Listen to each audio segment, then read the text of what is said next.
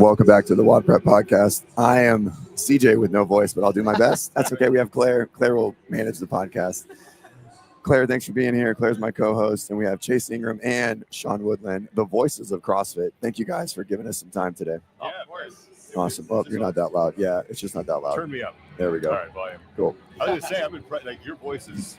Yeah, it's rough. Man. It's rough. I'm always a little raspy. Right yeah, I'm always a little raspy. Like people make fun of me of having. I do like an early morning show, and they say it's like the smooth jazz voice, and now it's like the smooth jazz hungover voice is kind of what it sounds like. No, it's that point of the weekend for sure. Yeah, definitely. It takes a little bit longer to warm it up. Yeah, the halfway point. You gotta wait Perfect. to go.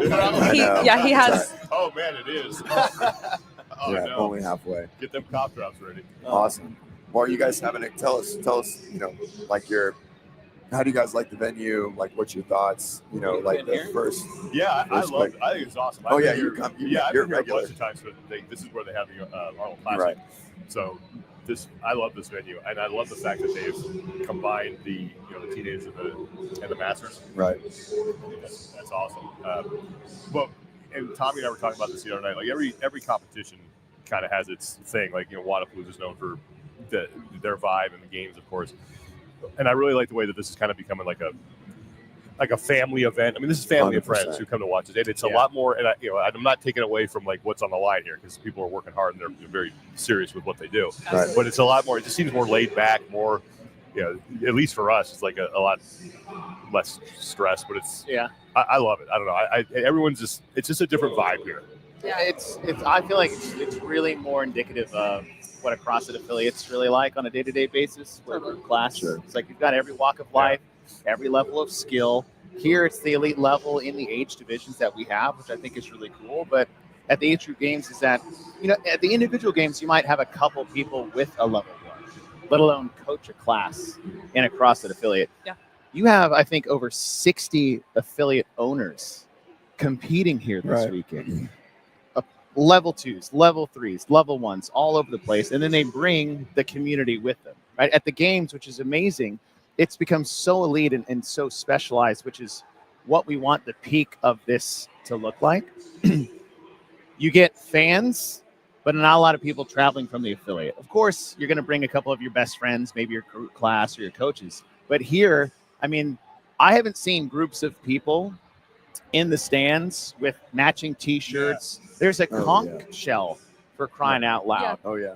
So that is really cool, and it just reminds me really of like the early days of CrossFit, the sea of green, the brick orange, and all of those CrossFit New England's red, and you get that feel here, but partly because those people are these people right now because they're 10 to 15 years. It's actually the same people. I love it. I have to take it straight too for the two of you, like the experience of, I mean, that's what comes first to mind is I'm just the two of you getting to be together doing this as if you haven't had the opportunity to do that before, but being able to do so again. Yes. I know you're very fond of it. Yes. And so how's that been just for the two of you getting to bounce the ball back and forth together? So Sean is a warm blanket for me. Okay. As soon as he starts talking, all is right in the world. And then I just get to ride his professionalism throughout the weekend. So I'm doing the lowest lift of anybody. So that, also the enjoyment of working with Sean, but the ease of that for me on a professional level. And me and Sean have been great friends for a long time. I've learned everything I have from him. So to be able to work with him after all these years, it's just been it's always a treat. Yeah, I don't take for granted the opportunities that I get to work with Chase. Like it's. And I've been so lucky since I started this to work with really good people, whether it's behind the scenes or whether it's next to me. I started with Bill Grundler, who's amazing. And, I've worked with, Tanya Wagner and Adrian Conway. And, but what makes Chase so good at what he does is that he's the only person that we have in sort of our little ecosystem that does both jobs. And it makes it to have someone who understands kind of the rhythm and the responsibilities that I have in my position. And it's like having a dance partner that knows what you're going to do before you do it. And I think people I don't want to like say what we do is difficult, but there is a rhythm and there's like a timing to it and the chemistry that you need to build over career. And it's, I have that. it's just so easy working with him. And we have a good time, and he's super knowledgeable. Like he knows when I need to, when to jump in, if I need to take care of some business, and likewise, like I know when to talk. Like if I see him talking to the producer, I know like when to keep going. Yep. But yeah, it's it's funny when people are like, "Oh, who do you want to work with?" I'm like, "Well, Chase." Well, what if Chase isn't available? We'll get Chase. And that's not a knock. That's not a knock on anybody else. It's just like I feel like again, I'm just so appreciative of everything he does and being able to work with him. Yeah. It's great. That's awesome. It sounds like, like art, right? Like there is an art form as much as you like. It isn't necessarily hard, although you could say it is, but either way, it's an art. And so then you're in flow. Like it sounds like the two of you, when you are working together, you get the opportunity to be in flow maybe more than in other circumstances. It is. And which is super cool. It's enjoyable because, Sean was saying, it is like dance partner is the best way to put it. You have someone who leads and someone who follows, and you get stuck in those roles. But I've been fortunate enough to be in both worlds a bit over the course of my career, and I can just sense if I was in Sean's role, this is where I would want to speak. So I'm just going to stop talking when I'm in my color commentary role. And it's been really enjoyable because we don't need to, early days were a lot of the, I want to talk. And I don't know how often I even have to look at Sean for, hey, this is happening. I think I want to make a comment, or vice versa. So it's really enjoyable. By the end of the weekend, it's like I said, flow is a really good way to put it, and it's so easy and it's so fun, and we put in a lot of work and we put a lot of energy in, and by the end of the day, I'm so exhausted. You just come down from that high from broadcast. You think talking, how difficult can that be? But it's difficult. When it's all over, you realize how much you've been putting into this on the broadcast. So, I think it's like steps. Right, so like your step counter, you're walking around a lot for the day. It's like your total word counter. It's fatigue, right? A word counter would be poor. I do not want to know the word counter. Oh my god, that's insane. So how many events do you guys think you've done together? Like actual number? I don't even know it's as big as you would think. I don't think it is. It hasn't been a lot. I mean, let's see. We've done the games a couple times. Maybe. I mean, it hasn't been ready.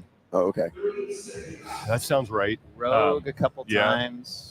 Done Wadapalooza twice. This twice. I mean, maybe. We do the Invitational a couple times. Yes. Okay, so we're looking at like 10 to 12. Yeah, probably. Okay. Maybe a little more than that. I don't know. Which is wild to think because, and this is the challenging part. Our director Mike Roth would say this all the time: is that we don't get a whole lot of reps together. Yeah, that's what normal. I was say broadcast duos, they work. The whole year together. It's all the time. 20 times in a season, and that's just the NFL. And over the course, of 12 years, it might average out to once a year. Yet. And what do you think? What do you think is the factor that makes you guys flow and like? Considering the volume. Right. Yeah. What do you think it is? Do you think it's like the love of the sport, just like passion? I think there's a couple. I think first of all, like when we first started putting like the broadcast team together, there were very few people that kind of were like hardcore sports fans and understood sort of what it's supposed to sound like. And Chase was one of them, right? Yeah. So right away, he had sort of a working knowledge of what a color commentator was, what a play-by-play person was. I remember back, we used to have these, we called them media boot camps, where we'd bring everybody out to Scotts Valley, everybody who was who had any sort of role in it. And we would sit down and we'd go through basic stuff to help them understand kind of what the roles are, what goes on in the truck, what the roles of the people in the truck, how we all work together. And I mean, it was like, it was like teaching rocket science to it was very overwhelming. It was like there was a lot of confused looks. But Chase having that base knowledge of what sportscasting kind of is, kind of put him ahead of the game. And because I mean, we literally had to teach people when you're in a color commentator role, this is what your job is. When you're a sideline reporter asking questions, this is what your job is. And I think just having that base understanding of being a sports fan, he watches football, I watch football, we watch all kinds of other sports. Sure. So having that rudimentary knowledge put us sort of in ahead of the game a little bit to understand what the roles are, and then I don't know, and then having the same coach, because we were brought up under this Mike Roth again, our director who's been in the business for 30, 40 years, was really responsible for kind of coaching everybody, bringing us along. So I think having that that base together is kind of what helps. I love it. That's funny. I personally take that and scale it the other direction. As far as someone was asking the other day, since I do the MC bit, right? And they're like, well, who's your inspiration or whatever? And I'm like, it would be absolutely naive to think that it isn't, the voices that we've heard in this thing for so long at this point. So am I actively thinking about them as I go and do the thing? No, but like, there's no way they haven't heavily influenced it. Yeah. And then here recently, because my fiance is a professional wrestler, I've like gotten into that. And so even just their people, I'm like, my level of interest in those roles at that has shifted. Or it's just so much greater than you would anticipate now because of this. And I'm like, oh, yeah, it is an art. It is a performance, and it's important. Understanding that role. So anyway, very cool. On a professional level, for you talking about professional broadcasters, is that like I'm a semi-pro G League kind of a broadcaster. I just get to do it in a big stage in a small niche community, which is CrossFit. Yeah. But I learned how to fall in love with sports because of who was broadcasting. I fell in love with football because of how much John Madden loved football. Yeah. I fell in love with watching and critiquing performance on a competition floor or a football field because I enjoyed the way John Gruden used to do it. And it was the broadcasters that brought the sport to life for me. Totally. Because maybe I didn't know the X's and O's. I didn't know all the rules about football. I didn't know how important this drive was or what was on the line. And it was the broadcasters that helped me almost feel like I knew what was going on because they brought that to me. And I felt like, you watch any sport that comes on, and when you hear, say, a broadcaster come on for, noon kickoff Sunday for football, and you just hear those voices, you're like, okay, I'm here. Yeah. Right? And you get that for the NBA, and you get that for the NCAA tournament. So those guys had always brought me into the sport and gave me that feeling of that. Yeah. And to even be in a position where that could be the case for a CrossFit event, and that I get to be in that position, it's really important to me. Right? Because we're not the show. Obviously, it's all about the athletes and what they're doing. Yes. All we want to try to do is to make sure that we do them and what they're doing justice to the people who don't get to be there in person, who maybe know the sport very well or have never seen it before, and we can make them fall in love in 5 minutes of watching it. Yep. It's funny. Someone, like, there's I don't know who I was listening to or what it was, but someone asked a question, and I don't know what the discussion was, but it's always stuck with me. They said, well, why do we even need like play-by-play people for broadcast? Because there was a couple, like maybe 30 years ago, I remember Fox did a thing where they experimented with nobody in the booth. They just showed the game. And I was like, okay, I don't know how to answer that, but I can answer it with a question. It's like, why do you need a soundtrack in a movie? Right. Yeah, sure. That's and it's like, if you watch your pick your favorite movie, whatever. Yes. You take Star Wars and take the music out, and that's a different experience. It's terrible. And so I think like It's not even good. It's not even good. I don't want to experience. You're right. Like and it's because you don't know. It's there, and it's just something you expect. So I've always looked at it like Chase said, we're trying to do that justice, and we're trying to provide the soundtrack for what you're watching, and we have to get amp up the energy at the right time, and we have to be a little more reserved at the right time. We got to shut up at the right time. Yeah. That's one thing. Like sometimes the best thing to do is just not say a damn thing. Yes. And so yeah, it's a lot of fun being able to provide that element for the broadcast. I love it. Go ahead. Oh, see, we're still figuring that out, guys. Yeah, we're working on it. No, that happens. We're new here. I was going to ask, we kind of moved on from, I was going to say, who is your biggest broadcast inspiration? But we'll come back to that one in a little bit. But what do you think is the hardest thing about like your role here, like what you're trying to convey to the watcher? And then what do you think is your hardest, right? Like, it's like, whether it's like teaching people how to follow the sport, like we all understand that someone who doesn't do CrossFit watching exercise racing is it's really tough, right? Like even harder than traditional sports and football, like everything's more objective, et cetera. And so like, what do you think is the biggest challenge, or what are you trying to convey the most as far as a watcher's experience?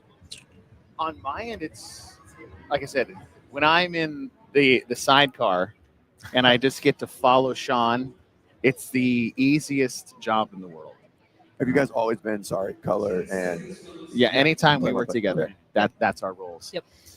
What on my end, it's always the how this happened and why it happened. And so from that, it's either an educational standpoint of, okay, this person fell off the pace. Well, here's why. They went unbroken when they probably shouldn't have, or this is how they got ahead because they kept the row pace. it's almost like the nerdy stuff, Right. but you got to try to make it very, very layman. Yeah. Right? Because like I could dive into the weeds hard and quickly, and that's a no when it comes to sure. like, and you have to be quick and succinct. So really, it's more of someone could watch it. What I would want is someone who's never seen CrossFit could tune in and understand exactly what's happening because of the short things that I get to bring to the table. Sure. Right. And then everything else, I'm just following the big guy. The big guy. I mean, I think for me, a lot of times it's just like keeping straight what is on the floor. Like, okay, this person's in the lead, this person is second, this person is third. Watch out for this person. It's like really just being the traffic cop and making sure people at home understand what. First of all, like, okay, what the hell's going on? Who's winning this thing? And then I think secondly, it's the context of it. Like, why is this important? Why is this person in first place important? Why is this person who's back here in sixth? Why is that important? Because if you don't have that context, you can't get invested in what's going on. It's hard to, okay, well, I'm watching a bunch of people like exercise very quickly. Like, okay, tell me why this is important. So my job is Why really, should I watch this? Yeah, exactly. And I think it's just really, a lot of times it's just like keeping that straight. I mean, thank God we have like certain things that help us with that, whether it's a spotter on the floor or live scoring or things like that. But I think it's really just keeping the event straight for everybody and making sure they know, okay, what's next? If there's live scoring, how many reps? So Sure. that they can fully get invested in what's going on the screen and not be like, well, wait a minute, what's going on? What's the score? Why is that guy doing this and this guy doing that? And it's just really just painting that clear picture. Nice. Yeah. Well, and speaking of like trying to convey the message and why does this matter to them? Why do they want to be watching this? Speaking of the age group specifically, why do you feel that, like, I'm curious you guys' take on how meaningful is this event, getting to have this opportunity to have these athletes in these age divisions do this thing at this level? How meaningful do you feel that is to CrossFit as an ecosystem? I think you probably have a better take on this, but I think for me, like, this really, what we're watching here really conveys what CrossFit is all about. You're not only being really healthy and being your best self, but showing how long you can actually do that and what the benefits are. I mean, there's some people out here who are just, they're 50 plus and they're absolute monsters. Yes. And it shows you like what is possible if you are willing. I'm not saying everyone has to go in and be a competitor, but if you want to go into a CrossFit affiliate and you're willing to work hard, regardless of what your ability level is or what your athletic background is, that you can be, as elite as you want to be. And I think that gets lost when you watch the individuals because you just assume they're just amazing freak athletes. Sure. But these, like, as Chase said, these are everyday people from all walks of life who are out here competing, and it shows you what you can achieve with the methodology and the willingness to work hard. Yeah. And I like what you said about elite, and I think James Hobart said this recently, and he put it very, very beautifully. Is that these people are elite in our sport, but the 65-year-old that goes to the gym for this 5 a.m. class is also elite, like, in their life to their peers. I mean, it's called Forging Elite Fitness for a reason, but I think the most important thing about the age group division, and I see this in the adaptive division as well, is that when I was growing up, I thought 40 was a death sentence.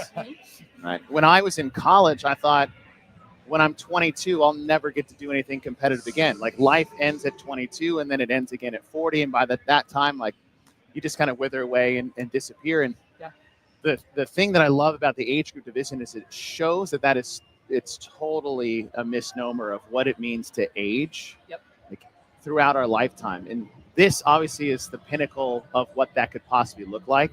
But this should show others that, oh, they're doing that. Okay, maybe I can't do that, but what is that got them there to begin with? Right.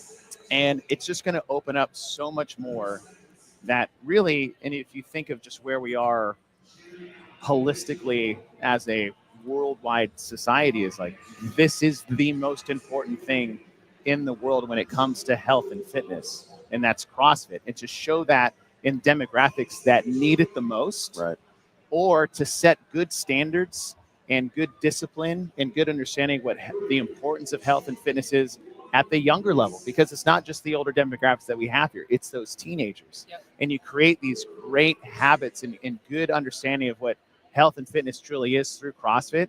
this is the most important piece of the puzzle when it comes to worldwide fitness community. And that's why I think age groupers are so vital. And I think on the adaptive side is that you think of anyone that had an injury that went to that adaptation that they have, that disability that they're working with. A lot of those people were like, all right, well, if I can never walk again, then it's over. And then what the adaptive community shows you in CrossFit is that, no, there is a whole world that is out there for you that you can. I've heard adaptive athletes talk about this a lot. I'm really good friends with Kevin Ogar, who runs Real WOD and runs the adaptive games that will be in September in Las Vegas. And it's like, it doesn't end here, even though we think it's over. And it shows you there's a whole new world out there for you to conquer, maybe not in the way that you wanted to. Yeah. And it just, again, it just shows that there's so much more runway for our life other than just, ends at 40. Yeah. Yeah. For some reason, watching this weekend, and this is my first time. I've been at the games whenever they were put together, but this is a really cool experience. Keeps coming up for me, like start fit, as in these young kids. They start fit. Yeah. And then all the in between, they stayed fit, and then up at the top level, they finish fit. And I don't. That for me is like a really cool. That's what this to me is displaying. Like you have the opportunity in life, thanks to this thing, to do all three. Or if you came in later, then great. Start anytime and keep going. Right. Yeah, 100%. Yeah. Speaking of adaptive, I'm gonna do my best here. Speaking of adaptive, what do you guys think about that little blocked off over there for their one lane for adaptive? Huh? Bring it all together. Oh, yeah. The section that's not being used. 100%. Yeah. I think it would be solid. Yeah. I mean, that's like, they have all their own unique needs. Mm-hmm. Rogue still helps with a lot of those needs in general. It's here, all in one place, all in one weekend. They have their own unique sourcing of volunteers, right? I mean, I think right there. I think it would look solid. Yeah. And we have everyone in one spot, Yeah, and then we make Dave and Boz really jealous. Like, oh shit, we got to bring it all back together. Like, oh, that looks so cool. 2020. You're 20 guys. You're 20. Yeah, bring it all back together. Oh yeah, what do you guys think? Are you gonna have fun in Carson next year? Oh man, West Coast, right? Is that the rumor? Look, I mean, if that is, I'm biased for a couple reasons. First of all, it's an hour flight for me if I'm lucky enough to be able to do it, so that's easy. The second thing is that there have been, Madison was fantastic. I didn't get to see Fort Worth. That obviously wasn't in Albany. But of all the venues I've been to, I don't know why it's because maybe that was my formative years in the space was in that venue, but there is nothing like the tennis stadium at night with the lights on. Like you just, I don't know. I have a theory on that, on like that whole concept. I think the Coliseum was great. Yes. But if I asked you to like name 5 workouts, you would name them, but they wouldn't be that impactful. But we could name 5 easy workouts. And I truly think that like the thought and the reason why is just because it's outside under the lights. Like I think it has such an impact. Like every iconic workout in our sport is outside. None of them are inside. Even great ones inside. Like Jackie Pro, amazing workout. The down and back, the yoke, the really heavy cleans. That was an amazing workout. But if that was outside, they had to like traverse the yoke a little long. Like all of them would be better, right? Because you think of like Naughty Nancy, right? You think of Bird and Run. All of those are outside, and I truly think being outside just has such a bigger impact to like how we view. Like Double TT is a cool workout. It's not that great of a workout, but under the fucking lights, it was so cool. Yeah, like true. It was so cool. And that's my theory, and I've like tried to push that everywhere. But I think there's something to that. 100% agree with you. Is that our most iconic moments have happened outside? I think the CrossFit Games is born in an outside fashion. 1,000,000%. Right? Obviously, Aromas was an outside, and it just provides so much more. It's so, again, the Games is an outside the box concept. Right. It's not done in a group class in an hour. It is so grandiose, and it is supposed to be so ridiculously huge. Correct. That outside feeling is, I think, is really in the DNA of what made the Games special to begin with. It's what differentiates what happens in the Open, which is online, what happens in semifinals, which is in an arena or convention center, and then we go to the CrossFit Games, and it's in a Coliseum. We're taking over an entire city of Madison for the capital. It's like those type of iconic moments. Yes, they do happen outside. Now, I understand what the direction has been the last couple of years and try to make it more mobile and bring it to more masses, perhaps overseas one year, which I think is in the future of the CrossFit Games. It'd be cool to see, but as just a pure fan perspective, having the games outside or in Carson or the West Coast, wherever it would be, we don't know, that was our growing years. That's like where we kind of figured out who we were as a sport and what the games really was. And that's happened in that 2010 to 2016 era. Yeah, so there we go. Yeah, this rolls into a really good question. Someone asked, what's a broadcast moment you wish you could go back and redo? Let's We all see. know. I know what mine is. Wait, redo or like, I guess that would be like one you messed up or you feel like you messed up. I mean, it was for me. It's the let's just get out there. Say that. I mean, how could it? I not was be, gonna you say know, that one. Like that was, that was me relying on information that I thought was accurate, and yeah, I just like to redo that one. The team retired. Oh my gosh! But by the way, if it would have retired there, it would have been the perfect call. Like it was set up. Well, You set it again, up like so everything, well. and Chase was right there next to me, so Yep. he can So vouch for me. well. Everything I that was was there. told me is like, she's retiring. She said you can say it. Do it. Like this is. And I was like, The amount of times Sean asked, "Are you sure?" yeah. I'm I think I was like, "Okay, we're at 3." All right. right. I wasn't just out, and even then I was like, do I really? And everything I had been told going into that moment, not only on that day, but also leading up to it, about like she's going to retire. She had her family there. She had a camera crew following her around documenting this whole season. Like this was going to be it. I'm like, yeah, that makes total sense. And so I did it. And then I immediately went, oh no. Yeah. So So you're saying that next time you're told that, you're just not going to say it. unless it's coming from the athlete's That's mouth, what I did and this I'm year. probably not even going to do I was it. gonna then. say even like then. I'm probably not. Like it was just like I'd look. Yeah, that was obviously the one that I would. Yeah, unless they take their shoes off, put them on the mat. Right. They Yeah. go, "I am retiring." I'm Yeah. like, "All right, now we can say it." Yeah. All right, what about for you, Chase? A redo.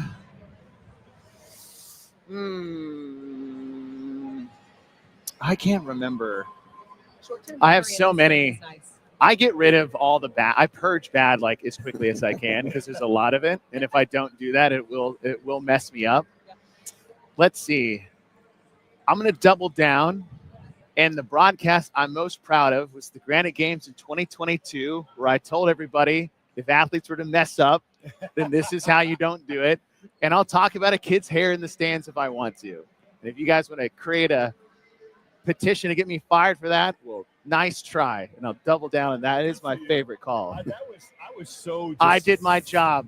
Can I just Y'all can suck Can it. I just jump in? Exactly. Like, that annoyed me so much because you were literally getting crap for doing your job. Yeah, Me and I have so talked about great. this. It's like Chase's job as the color commentator is to say, this is what I think should happen. This is why I think it's right. And this is why what I think is going on the floor is incorrect. And if it proves to be true, then he's right. And if he's wrong, that's okay. It's like, man, I was wrong. I didn't think that would work, and it did. And that is the point. Like I was so like upset at that because it's like this guy is and it goes back to that whole thing. Do you not watch other sports? Like, do you not, like people say it's not about people, it's about performance. We can criticize performance, but Chase has never said that guy is a total moron. And he just said, I don't agree with this strategy, and here's why. Yeah. That. That got me. That's my favorite call of doing my job correctly and doing it well, and someone trying to cancel me for it. That's my favorite one. Here you are. Yeah. Here I am. Seemed to go pretty well. Good stuff. All right, what you got there? I think I just want to bring it back to this event because my experience has been largely in booth doing this thing and doing a few other things, and I haven't been being able to spectate in real time. I got to watch a little bit of what y'all did yesterday, this morning while getting ready, but from your perspective, I mean, I don't even know where your perspective on the floor is, and so I'm curious, like, where are you in relation to the floor? And then I guess just some standouts or things you didn't expect or things that you're paying attention to going into today. So we have a side view of the floor. Yep. So last night we watched the athletes progress right from left. So we had the same vantage point as I think that we showed on this. We tried to keep it consistent with where the main camera is, just because we're trying to see what they see. Right. And so when we look up and we're not looking at the screen, we can there's some sort of relationship there. So we're not having to reverse things in our head. Okay. So yeah, we're on the side of the floor, and they keep we bounce between, I think, floor 3 and floor 4, so we're in the middle of that. Yep. But as far as like things I've been paying attention to, I mean, I didn't expect a 14-year-old girl to clean into 260 pounds. That's just offensive. You know, and I think like I always go back to Jason Grubb, that because it's just an easy one. I mean, it's the fact that he is in position to win every year. I mean, he's got a lot of work to do, but every year in the 45 to 49-year-old division, like that's not supposed to happen, especially at that age. I mean, as you get, 49 years old, like you're not supposed to be as good as a 45-year-old. Like that, that's pretty incredible. And the fact that what we're watching has become kind of commonplace for these athletes. It's like this wouldn't, 10 years ago for masters athletes, half the stuff we're doing out here, we probably wouldn't be doing. Like that's the fact that we're just kind of taking that for granted is pretty incredible to me. The thing I love about the age groups the most is that it's two things. It's the only division, or I would say demographic in CrossFit, and we'll say sports specifically, that is exponentially getting better. Because when we first started Masters, like, oh, we can do this. Great, we're all working out in a parking lot in Carson, California.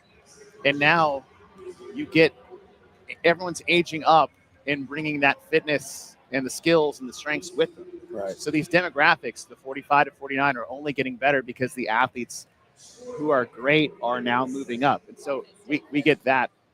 But the coolest thing, I think, as an overview of the age group competition is that you have the future, present, and past of CrossFit all in one spot simultaneously. Yeah.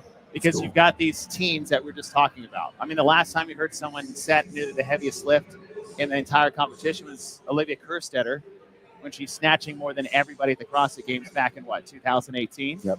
Then you have Guima Harris do the same thing in nearly the same event. Now look what they've done in the sport.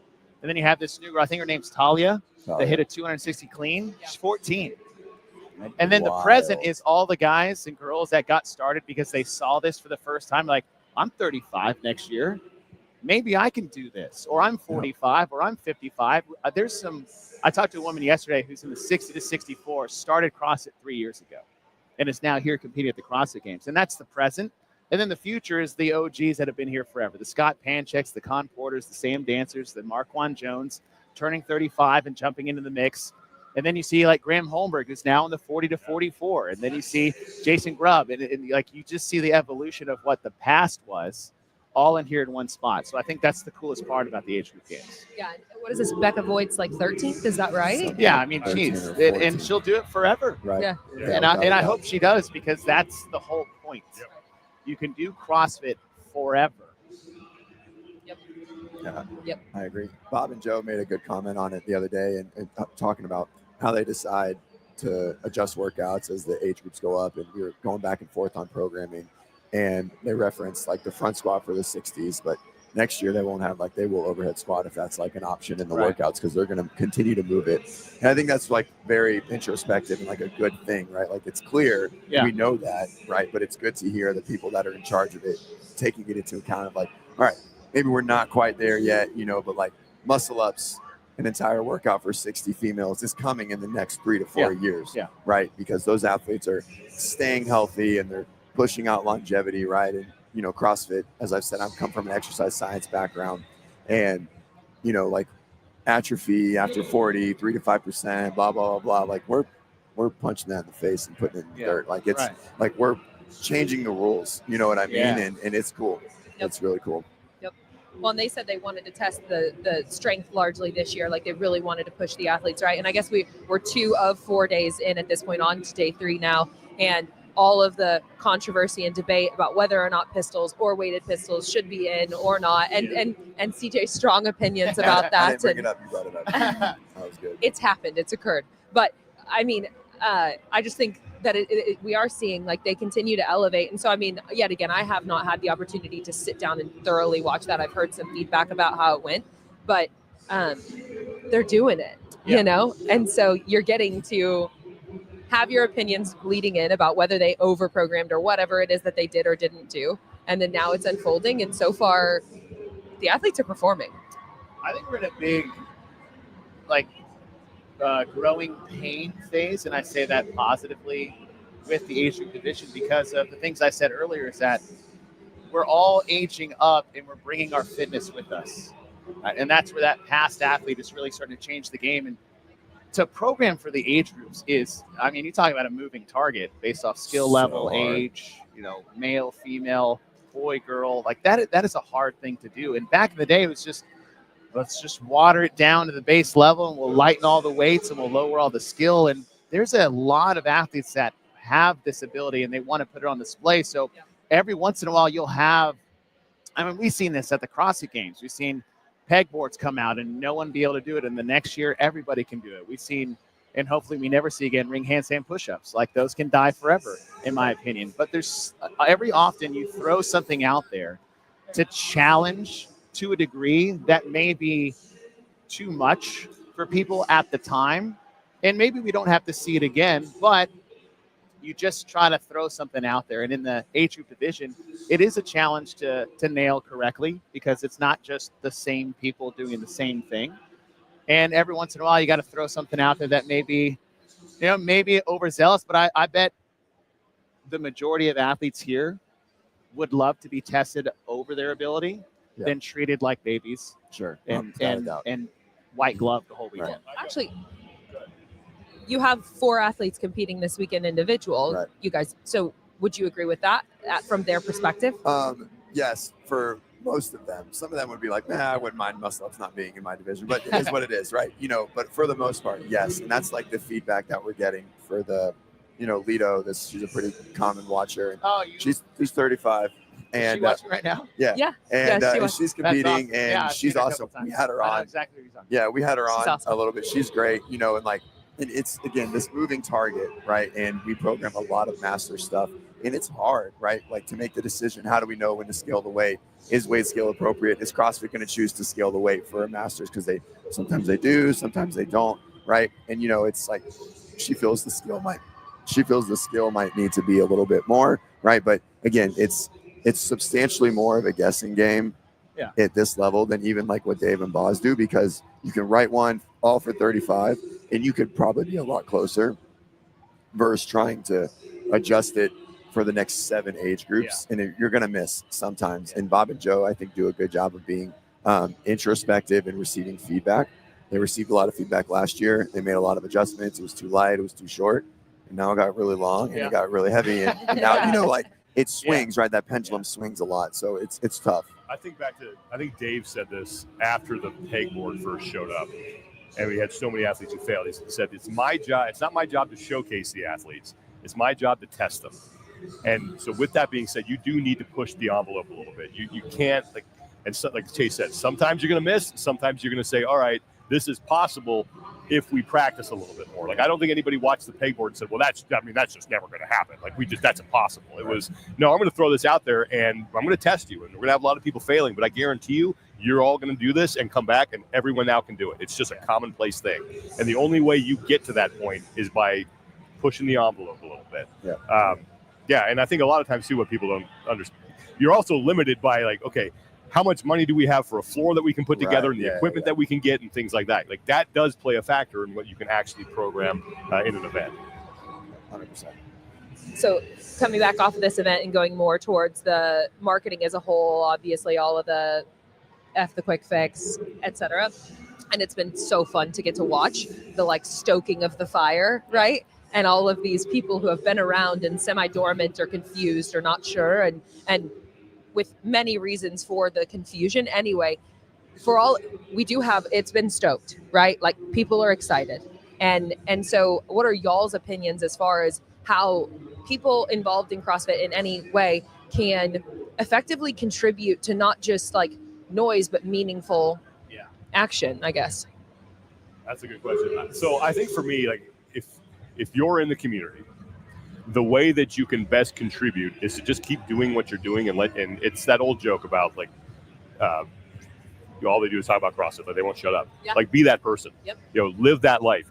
Go into the gym every day. Try to be the best version of yourself. And we were talking about this the other day because I like the way that they did the new sort of F the quick fix thing. And they took a message of we're super elite, and this is my opinion, and they made it as open as they possibly could. Like watch that commercial and you see it's not just athletes. It's people from every walk of life. And if you're in the community, show people that you can be elite. Be whatever your elite is, go and be that. Like if you're a dad who's just trying to get more fit and you work out 3 times a week, be the best version of yourself that you can be, and walk out of the gym and go around your peer group and show them that this is what is possible. This is what you can do. Get people into boxes and show them that if you're willing to just show up and work hard. And I said this before, we don't care what your ability level is. We don't care what your athletic background is. Just show up, work hard, and you're going to get results. And whatever your thing is, whether it's, I want to be able to play with my kids better, great.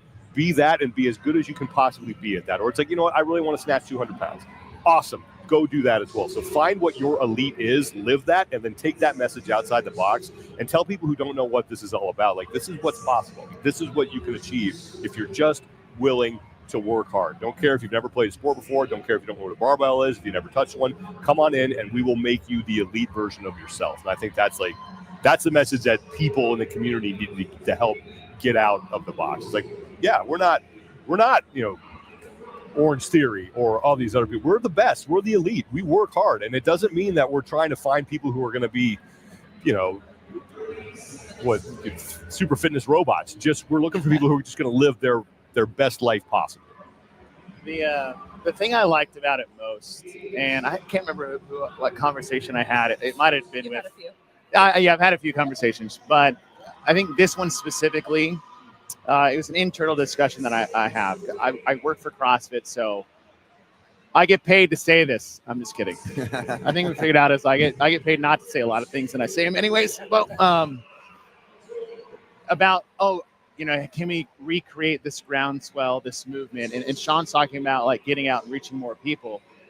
And what I loved about this is that it's the first time in, I would say, almost 5 years that CrossFit has come out as the forefront of the message that it's supposed to be, right, versus those that have been around a long time trying to send the message or defend the brand or fight those battles for CrossFit while they didn't do that. And what I love about this is that it gave all of those people who've been kind of getting beat down over the last 3 to 5 years of trying to preach this message of what CrossFit really is that it now gave us permission to be unequivocally ourselves again, right, and unequivocally proud of who we are, unequivocally proud of what we can do and what CrossFit really is, because Big Brother woke back up, picked up his big stick, and now all of us that have been sitting there for years trying to stoke this fire, that's what we needed. And so all of those people have been there forever and maybe gotten a little quiet because they're tired of just getting,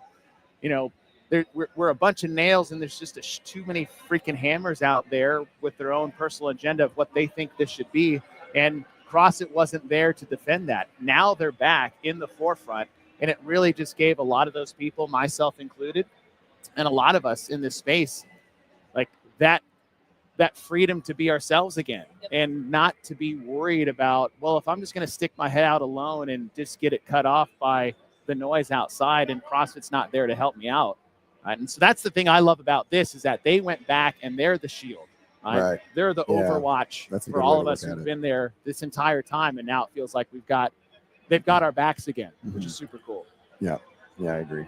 I love it. I mean, I think all 4 of us here never lost the fire. No. You know what I mean? And so I think that's, it just invigorates us more. And we talked a lot about the marketing with some different people over the past week or so.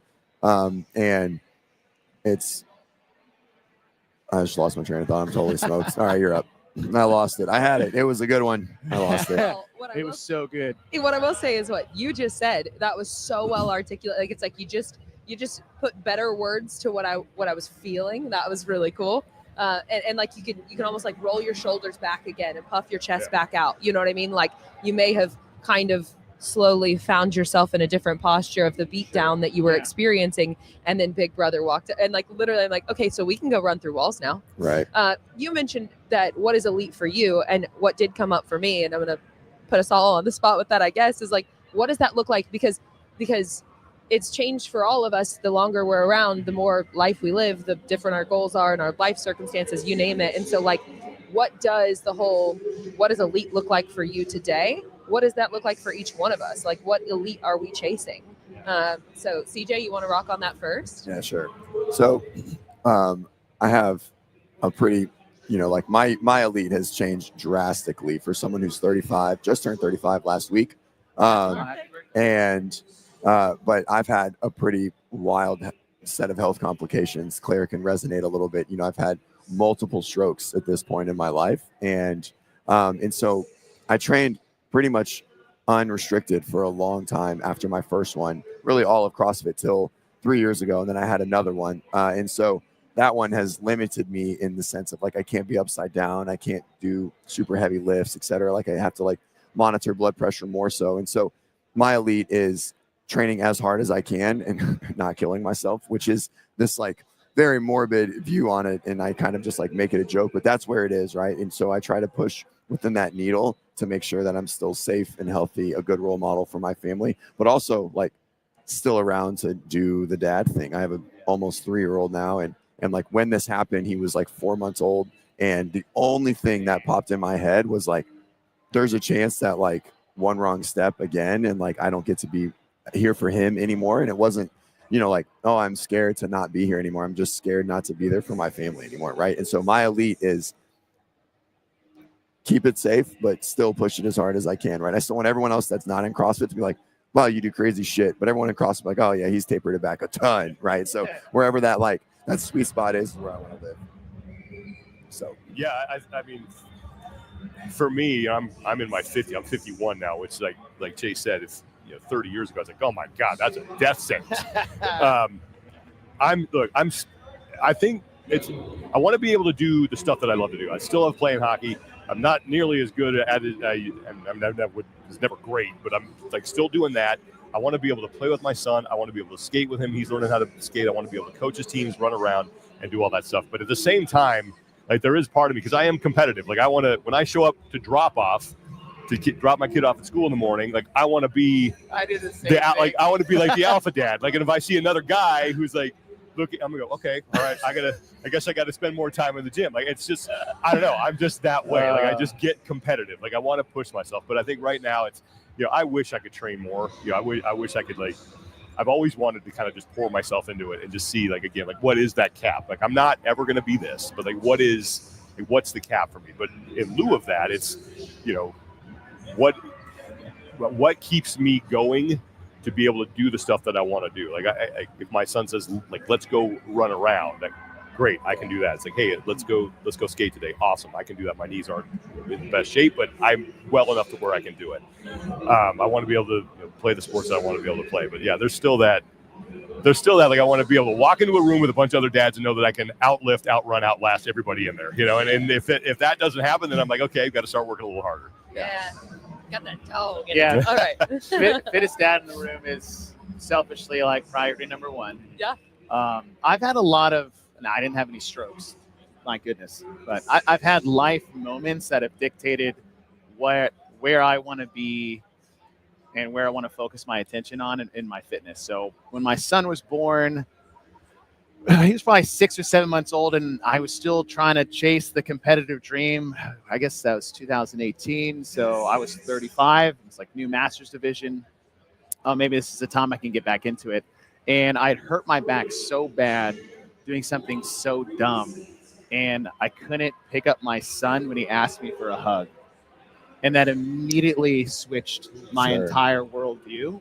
And that shifted from trying to be competitive to like, I'm just going to get healthy and I'm going to be as fit as I can possibly be. Yep. But I am no longer chasing something like that for myself because, my body physically is just in a state because of the nature of sports that I've played my entire life has put me in that position. So I've stepped out of that elite level of competition, and I'm just going to be an elite level fit dad and be able to do anything for my kids. The second life event is I've had friends whose parents are getting pretty old, and, we always want to be fit for our kids, but, they're young parents with young kids and have parents who can't watch their kids. Yeah. Right. And so that second epiphany for me, and now my parents are getting to an age where it's a little bit more difficult. It's like, instead of being like the fittest dad, like I want to be able to be the, like I want to be there for my kids' kids. Oh yeah. Right? I want to be able to like drop your kids off Yeah. anytime, and I will still be able to do anything with them because I didn't pour myself into a competitive fitness avenue that I didn't need to be in anyways to lose the ability to play with my kids and then even do more so for their kids. And so my whole fitness journey and being elite is being the fittest dad in the room, being able to coach my kids and play with their kids any sport, but now even longer, way down the road, my kids are young. They're 7 and 5, but to be able to be there for their kids, to make their lives a little bit easier so they can like live their life and go out on dates and have fun or go vacation for a week and have no worries that I'll be able to handle that until the day I basically die. Like that's my whole fitness genre or That's storyline. That's elite for you today. Yeah. And your LSIT challenge. And the LSIT challenge. Man, if you want to feel unelite, Oh my God. try that. Yes. I'm like, today's the day. No. All right. Yeah. Cool. 3 seconds. Claire, what's yours? Elite for me today. Well, and I guess listeners here probably actually maybe largely don't know, but over the last couple of years, I got a couple of autoimmune diagnoses and some other mess because of toxic mold I was living in. And anyway, so it has been Me and Claire are 2 peas in the pod, by the way. Like, you Honestly. guys- it's totally different journeys, but yeah, it I'm like, oh, my back hurts. Yeah, I got a little knee thing going on here. But I mean, I will say throughout all of that, I cannot imagine what walking through that over the last couple of years would have, like, right now I could start to show you some hives on my back. I've had hives almost every day for almost 2 years, right? And so that's just one symptom, right? And in the grand scheme, it's not that bad. But anyway, I cannot fathom what walking through this, and I'm very convinced this will be a chapter of history in the near future. But anyway, what walking through any of that would look like if I didn't have access to this thing, right? And even, yeah, sure, like the physical capacity to do stuff, but the mental willingness capacity, knowing that my emotions do not dictate my actions, that I show up to the gym anyway and I do the whatever, because if I don't want to pay that price, right? And so anyway, I guess the elite for me today is as simple as the last couple of years, things went downhill, right? And I'm climbing back out because I discovered what was making me sick. We're making meaningful headway. It does take time.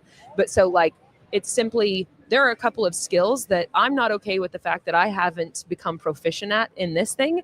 And so that's elite for me today is, yes, getting out of the situation that I'm in on the I guess technically chronic illness thing, but also then I don't want to be singing that same song and dance and being at an event like this and seeing those 60 pluses and so on, they're hammering those skills that I'm trying to get better at too. So I, as a 33-year-old, I have zero excuses. So anyway, yeah. You brought up a really good point too about the aging thing, and that's my mom is to the point where she's physically she's not where she needs she should be. She has a lot of trouble moving around. She's had back surgery. She's had all kinds of physical problems, and both she and my father, who passed away a couple of years ago, they never exercise. They would play tennis and stuff, but there was no physical exercise strength regimen that they would do. And I live in fear. There's no way on God's green earth that's going to be me, to where I can't walk. I can't get out of a chair. That is not going to happen. Yeah. I'm gonna die on that hill. I'm going to stay that off as long as I can. Right. Yeah, 100%. Yeah. I agree. All right, so then we'll move back to this. Thank you. So I am such an in my feels girl, so that was really fun for me. Appreciate y'all. Okay, we'll take it back to this today. What does the rest of today and tomorrow look like for you guys? What are you looking forward to? I think today's gonna be fun. So the way that the broadcast is set up, we're only doing one event, just because of the logistics of the whole thing. So, looking forward to watching these battles start to play out, because there's some really tight races. There's some really, really incredible performances that I think we're going to see. I don't know. I just love, like I said, I love the opportunity to do it because of what happened a couple of years ago and not being able to be there at the games. Not that I took it for granted then, but I really don't take it for granted now. So anytime I get a chance to put the headset on and he's next to me and we're like, let's go, and the thing starts, from a selfish standpoint, it's just fun to do that because I love it so much. But yeah, I'm really looking forward to setting us up for Sunday for that final event and seeing what the leaderboards are going to look like, because regardless of what division you're watching, if there's that tension and that there's 5 points that separate first from third, and you have that able to you can talk about that going into the final event and set that up. Like, it just makes it a lot more fun. We got 3 events today. Cutting. We got cuts today with one final event tomorrow. And just to build off what Sean is like, it's funny to hear people say thank you for being here when I'm thankful to be in a position like this. So it's always crazy to see, and just obviously being in this setting, it's special for all the reasons we've been talking about this entire podcast. But it's a big day for the athletes. 3 events. That last one's going to be a big separator, which is, that's event 7 with muscle ups, overhead squats, and high box jump overs. And then with one event tomorrow where we're creating a champion. So today's a big day. Yeah, it's going to be fun. Love it. Well, as much as you said, you're thankful to be here. It is really cool. And I have to say, Sean, like the number of individuals, I mean, obviously, like we've got a lot of support around you, but it's being that you were not there the last couple of years. The amount of people we've had come through the booth and talk about you and their excitement for having you here. And obviously we know that we feel it as fans and so on as well.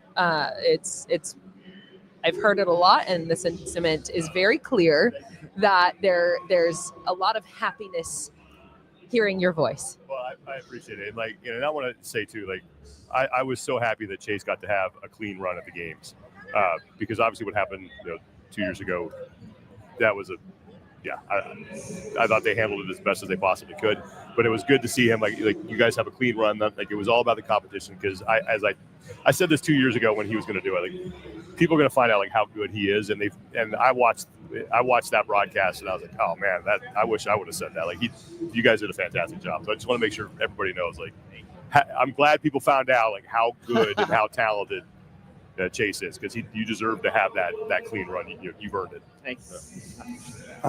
So I got to know, talking about having a clean run, did you get any pushback for welcoming back Handshake? Just wondered, I mean, like, was there any like a slap on the wrist or anything behind closed doors after Not that? behind closed doors. Just right out front. Just right out front. Just right out front. And here's the thing, I'm genuinely welcoming him back. Right? I believe you. I think everybody knows the situation, and the person who knows the situation better than anyone is Saxon himself. Right. Sure. And so if he is coming back, I will welcome you back. And this is the only public, you know what you did moment. And we can all move on. And that's what I want. I wanted at the end, I was being sincere when the cameras turned off. I said it again, with genuine sincerity. Yep. And the only thing he said back was, it's good to be back. Yeah, for sure. Yeah, it's great to have him back. I love it. Can't have the pan checks in CrossFit should be going hand in hand for obviously a very long time. Yeah, now. 100%. Without a doubt. We started working with Spencer and X Podium, and he's starting his own kind of equipment company.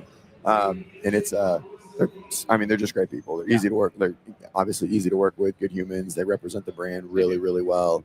And very similar to Froning and the family and Mayhem. I mean, I see them on the same sort of path and pedestal of like, hey, I need all of your identical faces to always be on screen. Yeah. I think it's really important for us, because like people associate CrossFit with the pan chicks. I agree. 100%. And now Saxon knows that there's nothing better out there for him than CrossFit. So, good. I'm glad he found his place. So he sowed his wild oats, Yeah, exactly. It's like, his little out over the fence is like, oh shit. he had his rumspringa. Yeah, going back. Literally into the shrubs. Yeah. Whatever. That's right. Anything else from you? No, I'm good. I think that was great. I think that was Right at the mark. yeah. Perfect. We appreciate your time. Thank Thank you you for guys. making the time to come over here. Of course. Yeah. Our pleasure. Thank you so Awesome. much. All right, guys. Thank you so much for joining the WODprep podcast. You and I will be back later. Yeah, we'll be back 4:30, maybe with someone. We'll figure it out. Cool. All right, guys. Thanks for watching. Watch the live stream, and we'll see you next time.